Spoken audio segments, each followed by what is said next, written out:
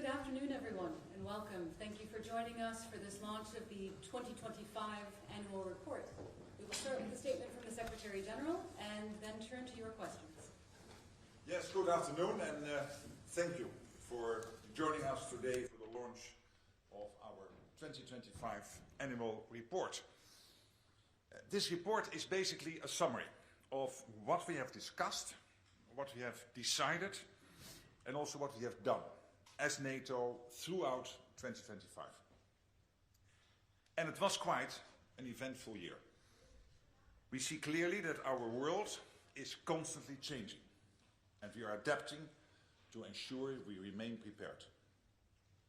Putin's war of aggression continued, as did support for Russia's war from China, from Iran, North Korea, and Belarus. We saw increasingly reckless Russian behavior in the context of NATO territory, whether through airspace violations or hybrid threats. China continued its military build-up. The threat from terrorism persisted. The threat picture across 2025 made clear the need to do more. And throughout the year, NATO continued to come together to ensure that we are ready and able to respond to any threat across all domains, both now and in the future. Last year, NATO began a new chapter in our common defense. We recognized collectively that this complex and more dangerous security environment called for a bolder approach, one that demands a stronger, a fairer, and a more lethal alliance. And that is why at the NATO summit in The Hague, allies took a historic decision to raise defense investment to 5% of GDP. And as allies are now allocating more to invest in crucial capabilities, we need to ensure that the supply meets our demand. So we also agreed to ramp up defense production and innovation to ensure our industries can provide what our militaries need. These were defining decisions that will shape the future of our alliance for years to come. The figures in the report speak for themselves. We have made significant progress on defense investment, and NATO is stronger today than it has ever been.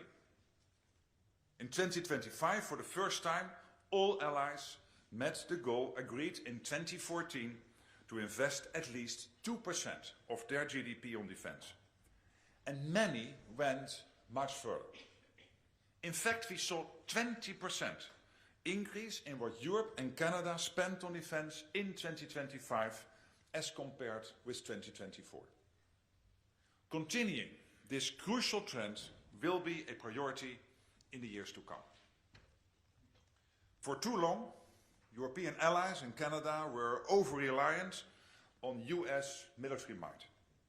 We did not take enough responsibility for our own security. But there has been a real shift in mindset, a collective recognition of our changed security environment. And as a European, I'm proud of what we are doing, the tremendous progress being made. We are investing because it is crucial to be able to address the threats we face. Russia remains the most significant and dire threat to security in the Euro-Atlantic area. In the past year, Russia has tried to test our security and disrupt and divide our societies. whether through airspace violations, sabotage, and malign cyber activities, or political interference and information threats. NATO's response to reckless provocation, whether from Russia or others, has been clear, swift, and decisive. Damage to our critical undersea infrastructure prompted the creation of Baltic Sentry to better guard against potential threats to our undersea infrastructure.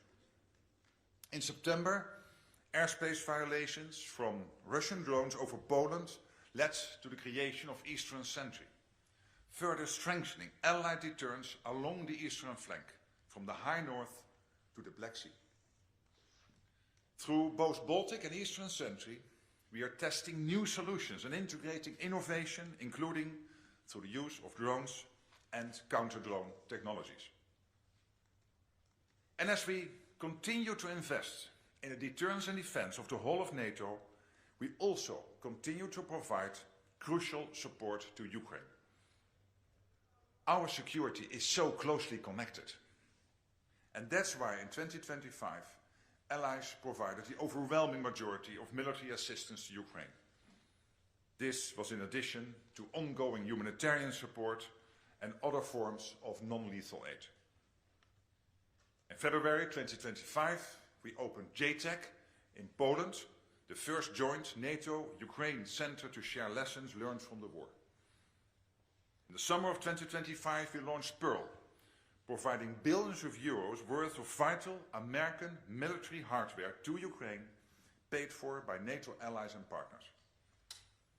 We continued to deliver crucial support through NSATU, our command in Wiesbaden, and we worked with allies and partners who formed the Coalition of the Willing in 2025 to ensure that, once the war comes to an end, there are security guarantees in place to secure the peace. 2025 was a landmark year for NATO. This is clearly demonstrated and documented in this annual report, which I'm proud to share with you today. And with that, I'm ready to take your questions. Okay, let's start over here in the fourth row, Associated Press. Lorne Cook from the Associated Press. You said again today that NATO is stronger than it's ever been, and when I read the document, I feel there's like this collective, there's kind of a dissonance between what we see in the world and what we have to say about NATO. We've got an ally that had its designs on Greenland. A bunch of other allies had to go there with a trigger force, right, to keep this ally away. We've had that ally calling others cowards. We have the Secretary of State and Defense who don't turn up. Russia remains the biggest threat to NATO, and doesn't seem like President Putin is intimidated at all, really. And you've said yourself within the next few years he could launch an attack somewhere in Europe. How is it that NATO is so strong in these circumstances? Well, let me answer that question head on, and I've said it before. I don't believe that with the present American administration, the whole of NATO would have been reaching the 2% at the end of 2025. Take some big economies like Spain and Italy and Belgium and Canada. We're far from the 2% mark. They all got to the 2%. And this is bringing billions and billions of euros/dollars to spend on defense.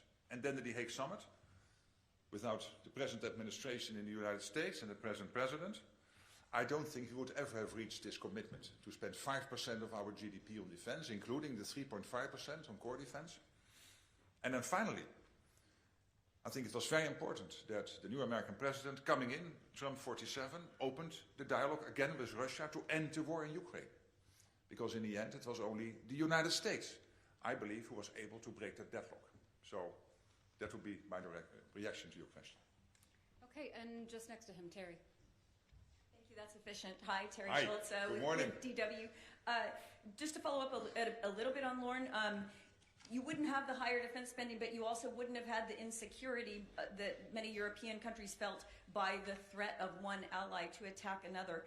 But more broadly, when you look at the threat picture as you give it, and you say that it's much more dangerous, the Middle East doesn't come up, and yet so many of your public statements over the last weeks have been about how NATO allies need to support the U.S. in its efforts on Iran. I mean, do you feel that this is now a NATO issue, and how much are you working behind the scenes to do what you have advocated, and that is support the United States in its attacks on Iran? Thank you.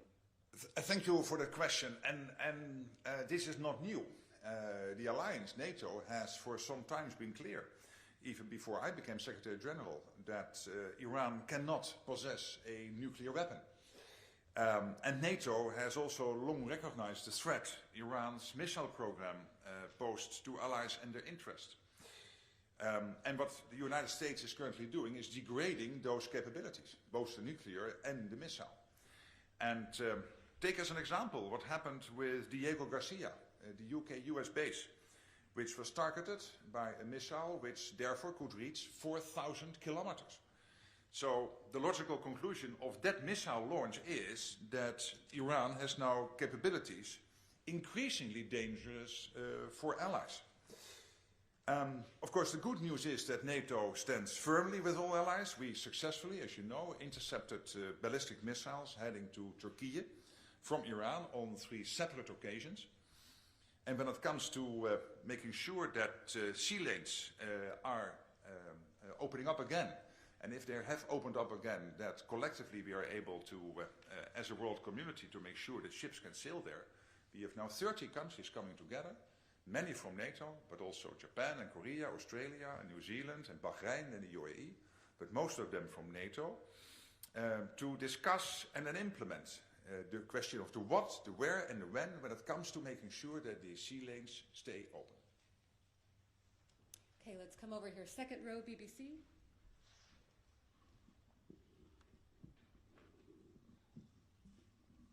Thanks Sure. very much, Mr. Rutte. Good morning. Good morning to you. Congratulations with your new Director General. I'll pass that on.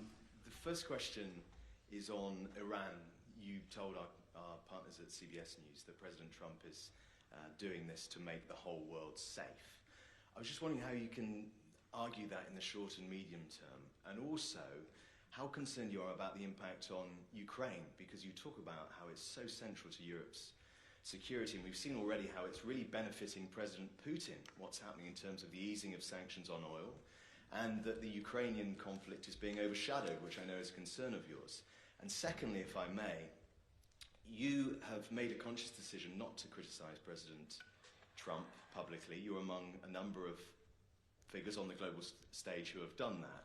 But just last week he was saying that NATO allies were cowards for not joining what's happening in Iran, joining him and Prime Minister Netanyahu. And in that Truth Social post, he ended it by saying, we will remember.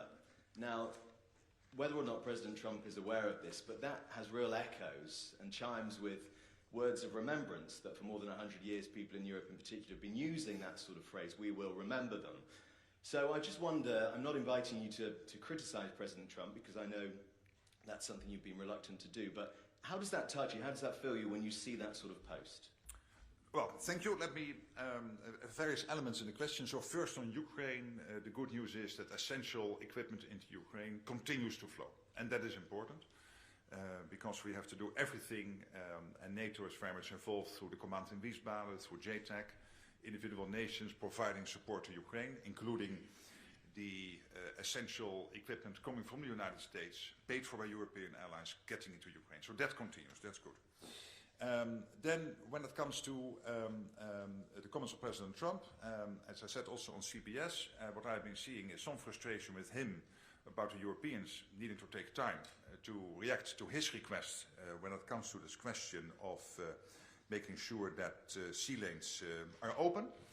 And I said, hey, there is a reason for that. And the reason is that for good reasons, the US was not able to consult with allies because they wanted to keep the campaign secret. And again, for good reasons, to make sure that nobody knew what happened on that Saturday morning. There's always a risk if you inform too many people that things might leak. But that also had the disadvantage that it takes time for the Europeans to get organized.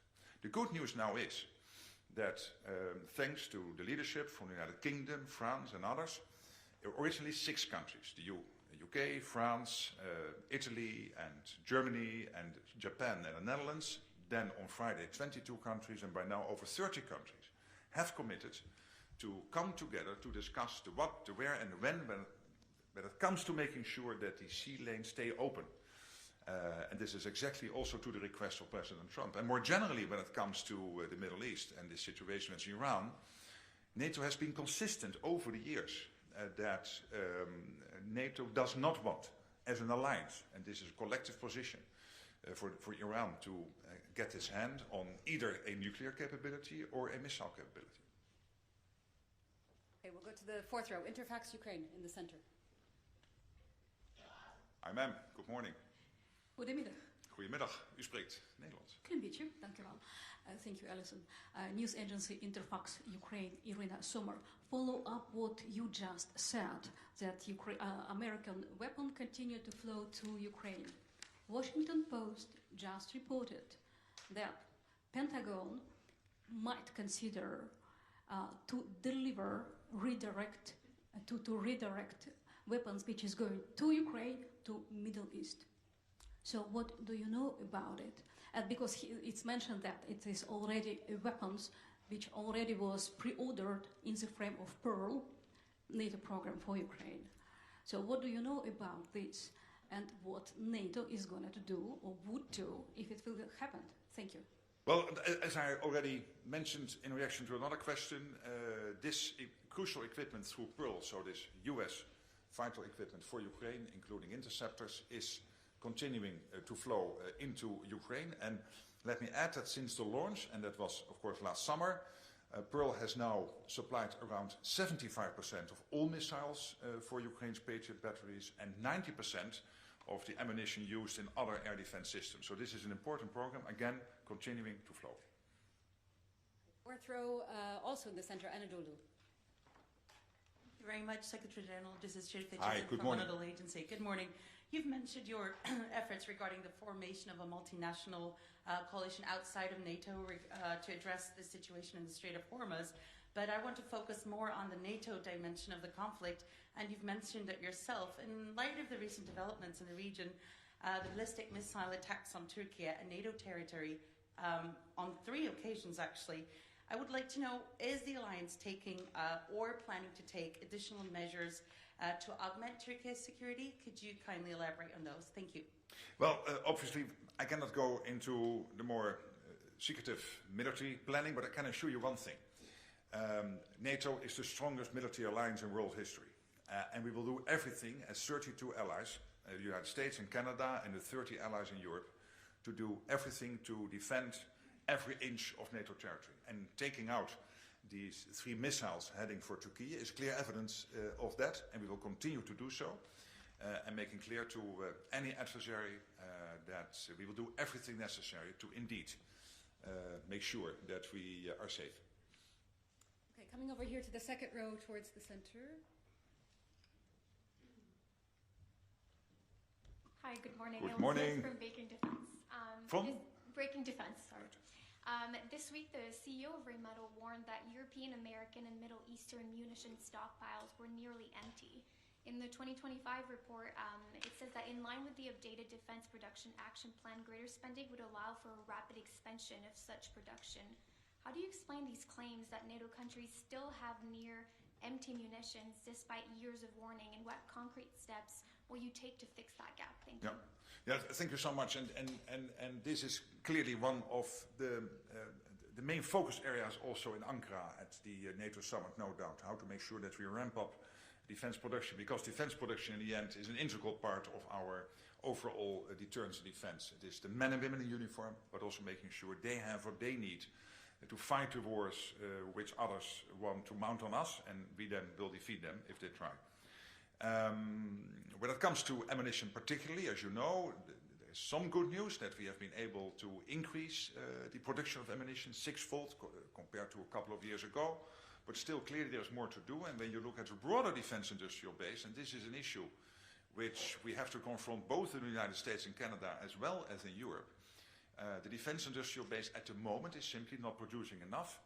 and we are not fast enough in implementing innovation. We are getting better, but we have to do more. One of the reasons why we started the 2 sentries last year and also Arctic Sentry this year is not only to defend what we try to defend and will defend through the centuries, but also to make sure that we know where the gaps are, which capabilities we need to develop, including when it comes to innovation.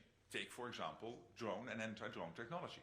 Here, as also is now the case in the Middle East, we can learn from Ukraine. But there are other examples.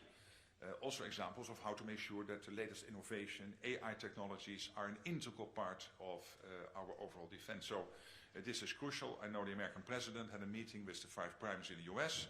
I spoke with one of the CEOs afterwards. That was a very effective meeting. We are doing the same, of course, here with national leaders like President Macron and others sitting with defense industry here in Europe. And finally, this is, of course, a transatlantic issue, but it is also a transatlantic defense industrial base. More and more we see European companies investing in the United States, but we also see US companies setting up shop here to, for example, produce missiles for Patriots. Okay, and we're going to the back now. Frankfurter Allgemeine Zeitung. Thanks so much, Thomas Kutschka with FAZ. Where are you? Oh, yeah. Here. Yeah. 2 questions, please. The first one, there's a report out today claiming that Russia now delivers combat drones to Iran. Can you confirm this? Does not NATO have any information about this? So the other way. And the second question, completely unrelated, the former Lithuanian Foreign Minister Landsbergis has called for a NATO investigation into whether Hungary and especially Hungarian Foreign Minister Szijjártó has leaked confidential information from NATO meetings. You've heard what he said about his behavior before and after EU meetings. Do you see reason of concern that he's behaved in the same way when he met with fellow NATO colleagues? And if so, would you launch an investigation? Thank you. Thank you very much. On the first question, of course we know that Russia, Iran, North Korea and China are working closely together. We know that Iran is one of the suppliers of essential gear for Russia to maintain and solidify its war against its unsolicited provocation, war against Ukraine. That's clear. So it tells you something when these reports come out that Russia is sharing so much also with Iran. So let's not be naive about that. I cannot tell you what the intelligence is telling us because obviously that's intelligence, so that we keep that secret. But you can see yourself from open sources, and we noticed for some years that there is a close connection between Iran, Russia, North Korea, and China. And then on the second question, all 32 allies, they all agree that Russia is our most significant threat. There is no discussion about that. Threat to our security now and longer term, and also that all 32 allies are totally committed to make sure that we have the collective defense in place, we take the necessary steps required to ensure indeed that we can deter and defend. So we're working together with all allies on this every day. Okay, now the third row in the center, Al Jazeera. Wait for the mic, please. Good afternoon. Good afternoon. Step Fauser from Al Jazeera. Hi. I want to clarify something because you have been under criticism in the last couple of days because of the interviews you gave in the weekend. European diplomats felt you overstepped your role because the mood in Europe was not endorsing the war Israel and the US are now fighting, but there was a much more hesitation, and also the fact that you said all these countries are coming together. The message the European nations were saying that they only want to help when there is a ceasefire, or at least the fighting has stopped. The message you're giving now sounds different, so could you please respond to this criticism and clarify exactly what these 30 countries are going to do? Yeah, I don't think I think I'm still saying the same, and that is that, as I said also on Sunday, that NATO has always been consistently clear that the whole of the alliance, that obviously for Iran to possess a nuclear or a missile capability poses a threat not only to the region, an existential threat, by the way, to potentially Israel, but also a threat to Europe, and Iran is an exporter of chaos to the region and to the world for many years now. Let's not be naive about that. And what the United States is doing now is degrading that capability. And yes, I applaud that. In the alliance, you will always have different views. That's unavoidable. It is an alliance of democracies. But when it comes to not accepting Iran having a nuclear and missile capability, we all agree. The whole of the alliance has also condemned the indiscriminate attacks of Iran on its neighbors. That was in a meeting only last week with ambassadors also of the Gulf states here at NATO headquarters. And then, indeed, when it comes to this group of countries coming together, most of them from NATO, to make sure that the Strait of Hormuz, the sea lanes, are open. And indeed, that begs the question, given the fact that the war is ongoing. What does that mean in terms of the what question, the when question, and the where question? Actively now, countries are working together. The United Kingdom is leading that effort under Prime Minister Starmer and the senior military in the United Kingdom, together with France and others, to make sure that those questions will be answered. And this is to President Trump's request. He said, hey, I would have rather have that seen earlier starting. And there my reaction is, Europe needed time because the United States, for good reasons, was not able to inform allies of what was going to happen now 3.5 weeks ago on Saturday morning, because that would have, potentially led to a leak or whatever. That is always a risk when the US had the opportunity to take out Iran's leadership. So I totally understand that.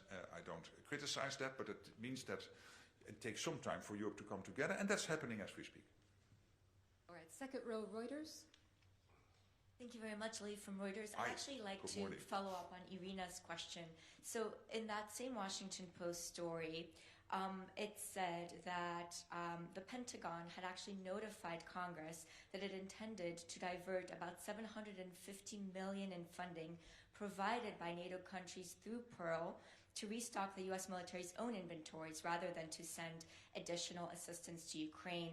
What is your reaction to this, and was NATO notified of this change? Thank you. Well, again, it's not for me, and it's not very difficult to do this in an open presser, but to comment on individual weapon deliveries. But I can assure you that the critical support from the United States into Ukraine, paid for by allies, so this famous abbreviation Pearl, continues to flow. And this is crucial because this is next to the intelligence the US is sharing with Ukraine, which is essential. It is also essential defense industrial output from the United States, from their stockpiles, when it comes to, for example, interceptors for Patriot systems, but also other crucial and vital military gear. Okay, just next to her, Deutsche Welle. Ksenia Polska from Deutsche Welle Ukrainian. Good morning. Good afternoon. Sorry, afternoon, yeah. Secretary General, so based on the report and what you have already mentioned about Ukraine, NATO is now coordinating the arms deliveries to Ukraine. It's coordinating the training for Ukrainian army. It is learning its lessons, as you said, from Ukrainian war experience through, Nato is for coordinating and JTEC is for the lessons learned. We have heard news about the role of Ukrainians also in different military trainings and maneuvers. And given this level of operational involvement and cooperation, would you describe Ukraine as already part of NATO's defense ecosystem, even without the formal membership? Well, let's be very precise on this. NATO is not party to the conflict. So NATO is indeed coordinating all the support, the training and the weapons deliveries and capturing all the lessons and making sure we share them within NATO. And then, of course, we also share our insights with Ukraine through this joint education training center in Poland, the so-called JTEC. You're totally right on that. But then I don't want to put a particular frame on it. There is a path into NATO for Ukraine, which was agreed at the Washington Summit in 2024. That path will take time because we know there are various allies not accepting NATO membership at the moment, so that is not on the cards for now.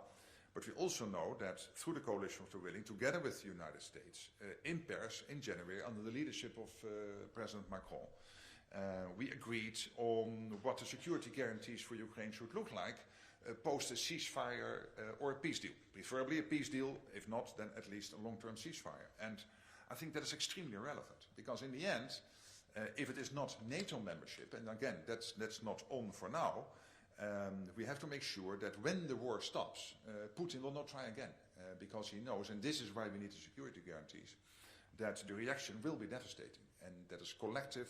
NATO, countries outside NATO, this coalition of the willing, many NATO countries, including the United States, involved. Okay, front and center, Estrella. Hello, good afternoon. Good afternoon. This is Ana Crespo Guillén from the Spanish newspaper Estrella Digital. You said that the trend of increasing defense spending will be a priority in the years to come. Spain has reached a defense spending of 2% of its GDP in 2025 and is therefore approaching what it considers its ceiling, which is 2.1%. At the same time, other NATO allies that have also reached the 2% benchmark are expected to more than double their efforts toward 5% by 2035. So how do you assess the fact that over the next decade, Spain's planned increase in defense spending would be limited to around 0.1 percentage points, while most other allies are expected to make significantly larger increases? Thank you so much. But let me start by commending Spain, because at the beginning of last year, the Spanish defense spending was about 1.3, 1.4%, and in April I got a call from Pedro Sanchez, the Prime Minister, saying we will go to the 2%. He did. This is billions and billions extra structurally spent on defense by Spain. It was one of the 4 bigger economies not on 2%. The others were Italy, Belgium and Canada, and then there were some very important allies, but a little bit smaller economies like Slovenia and Luxembourg. They all reached the 2%, including Spain. Spain is deployed all over NATO in forward land forces, in missions. You have a Patriot battery securing the airspace in that part of Europe, Turkey, etc., but also wider, to make sure that we can defend ourselves in every inch of NATO territory. So Spain is really doing what Spain needs to do. And yes, at the NATO summit in The Hague, Spain signed up to the statement. But there was also, the disagreement, the agreement to disagree, that we believe Spain needs to spend 3.5 to get to the capability targets. Spain thinks it can be done on 2.2, and future will tell who is right. I think I am. We will see. But that is not new. That was the summit in The Hague. But what happened last year, really, let me commend Spain for what Spain is doing. All right, third row on the aisle. Thank you very much for the opportunity. Good afternoon, Mr. Rutte. President Trump is calling your organization an organization of cowards. You're not responding to that. Is that your strategy to keep the Americans on board? Well, let me be clear. As Secretary General, of course, the alliance is very dear to me, otherwise I would not have this role. But as I said before, the United States, under this president, is doing stuff which is quite crucial for the alliance.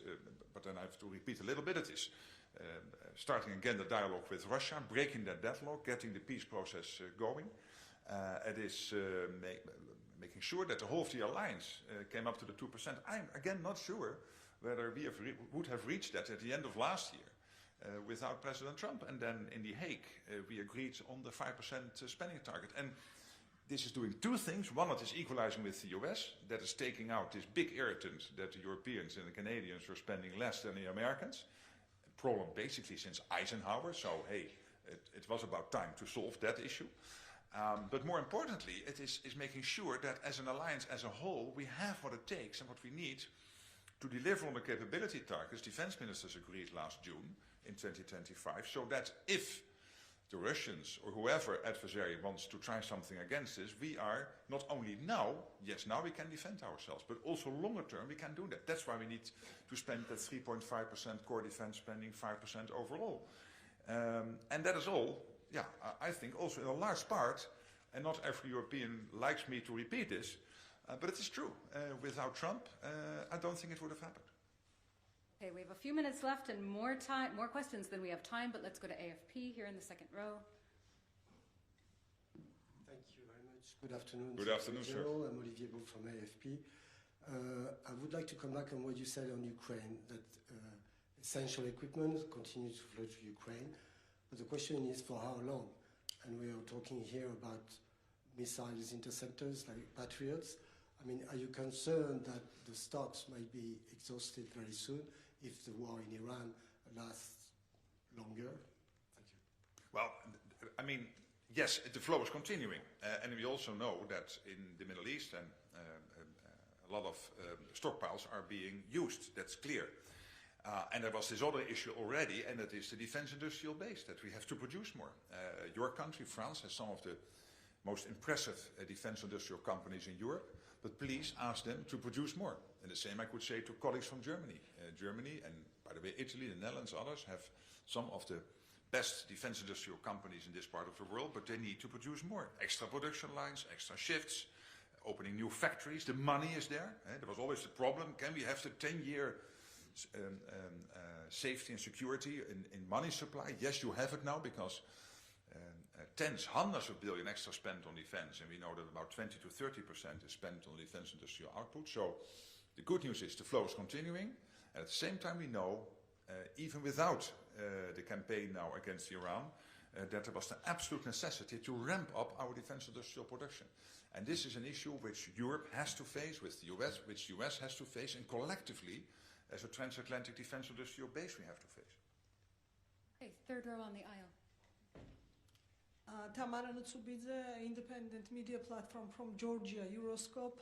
Thank you for this opportunity. Secretary General, I read in your report about Georgia that allies also revived NATO's engagement with Georgia in light of the 2024 parliamentary elections. So it is very important for us. Can you tell us more details? What was revised? What was reprioritized, as he is mentioning? And also, NATO not only a military organization, it's also a political organization. So how do you estimate recent developments in Georgia? I mean, these repressive laws against media, NGOs, civil society, opposition leaders are in the prison. So can you tell us more details? Thank you. Yeah. First of all, when it comes to Georgia, obviously we coordinate closely with the European Union. When it comes to the relationship between NATO and Georgia, we think there is merit in keeping that relationship going. But of course, we also have to recognize recent developments. And that's why we call upon Georgia to return to the path of a more pro-EU European forward-looking approach, including making sure that all the developments and let's say the whole trajectory Georgia was on in terms of democracy, rule of law, that is continued, and obviously there are serious worries at the moment. So we have the dialogue, we have the discussion, but we have taken the position that it is better to keep the relationship going and then having that avenue to discuss those issues than to say, hey, we don't like it, we end the relationship altogether. Lithuanian public broadcaster, third row.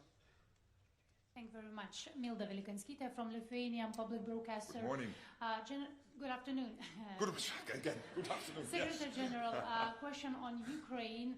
You talk about overwhelming support from NATO and that United States are crucial for peace negotiation. Yesterday from Ukraine we heard that United States pressured Kyiv to give up Donbas region in exchange for security guarantees from American side. Would you say it would be a fair deal, fair offer, or fair ask from a country who defended itself for more than 4 years to give up territory in exchange of security guarantees? Thank you. Well, let us first of all agree that all of us want this war to end. That is the United States, European part of NATO, Canada, but also Ukraine. Also, Ukraine wants this war to end, but it has to be a lasting end. And that means that after the war ends, we have to make sure that Ukraine is sovereign, that Ukraine is secure, and we have seen a speeding up of the peace process thanks to President Trump, and I mentioned it already, commanding the US efforts there. But for Ukraine to be not only sovereign but also secure, key in all of this are the security guarantees. They are absolutely vital. And this is why it was so important that in Paris in January, the United States and the coalition to willing agreed on the security guarantees. because this prevents Vladimirovich Putin from ever attacking Ukraine again post a long-term ceasefire or preferable a full peace deal. And of course, when it comes to territory, any decisions on territory clearly are for Ukraine to take. All right, Maria in the third row, Tanea. Thank you. Good afternoon, Good Secretary afternoon. General. Maria Vassiliou, Tanea. I would like to go back to the Iranian threat on Europe following the launch of ballistic missiles against Diego Garcia. Could you elaborate a bit more? Because you have repeatedly been saying in the past that Russian missiles can reach European capitals in just a few hours.